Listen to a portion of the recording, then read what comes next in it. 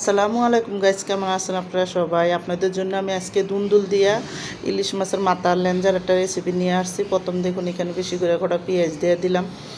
আর পেঁয়াজটা দিয়ে সুন্দর করে পেঁয়াজটা একটু দেখুন তেলের সাথে ভালো করে একটু লাড়াচাড়া দিয়ে দিব। পেঁয়াজটা হালকা লাল হওয়া পর্যন্ত বাজ্যানো, বেশ একটা লাল করুম না, কাঁচা গন্ধটা যাতে পেঁয়াজের থেকে জায়গা। তো যখন কাঁচা ইয়াটা হয়ে গেছে, গন্ধটা গেছে, এখানে কিন্তু দেখুন আমি 2 চামচের মতন আদা রসুন বাটা দিয়ে দিলাম। তো আদা রসুনটা দিয়ে এখন মশলাটি দিয়ে দিব। তো এখানে আমি মরিচের গুঁড়া দিয়ে দিলাম 1.5 চামচ, আর হলুদের গুঁড়ো দিয়ে দিব 1 চামচ বইরা দিয়ে একটু পেঁয়াজের সাথে ভালো করে লাড়াচাড়া দিয়া আমি কিন্তু এখানে স্বাদ মতো লবণটাও দিয়ে দিব। লবণটা দিয়ে একটু পানি দিয়ে দিলাম। আর এখানে ধনিয়ার গুঁড়াটা দিছি, ভিডিওতে দেখাইতে হয়ে গেছে গা।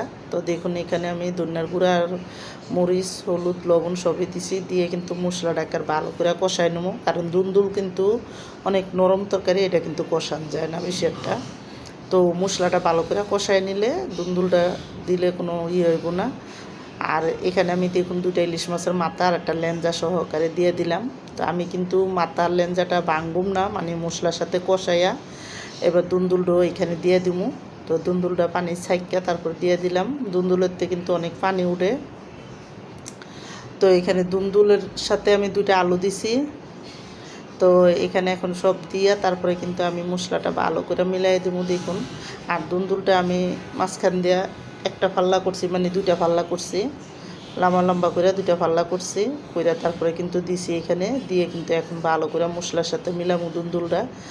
আর মশলার সাথে ভালো করে মিলাইয়া তারপরে কিন্তু আমি ডাইক্কা এই তরকারিটা রান্না করবো। তা আমার এই দুন্দুল দিয়া ইলিশ মাছের মাথার রেসিপিটা যাদের পছন্দ তারা লাইক সাবস্ক্রাইব দিন, প্লিজ আমার ভিডিওটা বেশি বেশি শেয়ার করে দিন আর সাবস্ক্রাইব করে দিন। আর এইভাবে দুন্দুল দিয়া রান্না করে খেয়ে দেখেন, অনেকই মজা লাগে ইলিশ মাছের মাথা।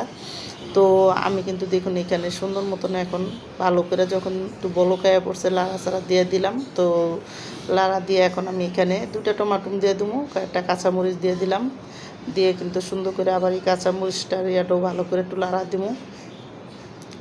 এখানে লাড়া দিয়ে তারপরে কিন্তু আমি অল্প করে জল দিয়ে দেবো, কারণ দুন্দুল তরকারি আর বেশি একটা কষাবো না, এটা এমনি নরম তরকারি কষা এমনি কষানো হয়ে গেছে, সিদ্ধ হয়ে গেছে। তো এখানে কিন্তু আমি অল্প করে পানি দিয়ে দিছি, দিয়ে কিন্তু ডাইক্কা দিলাম। এবার যখন সুন্দর মতন দুন্দুল তরকারিটা দেখুন হয়ে আইব, তারপরে কিন্তু আমি এখানে ধনিয়া পাতা দিয়ে দিলাম। ধনিয়া পাতাটা দিয়ে আর একটু ভালো করে লাড়া দিয়া তারপরে কিন্তু আমি নামাই দেবো। আমি দুন্দুল তরকারিটা বেশি একটা ঝোল কমাবো না, হালকা হালকা ঝোল রাখার মধ্যে রান্না করবো, মানে ঝোল ঝোল থাকবো। তো এই তরকারিটা খাইতে অনেক মজা লাগে। তো আমার দেখুন এদিকে রান্নাটা হয়ে গেছে।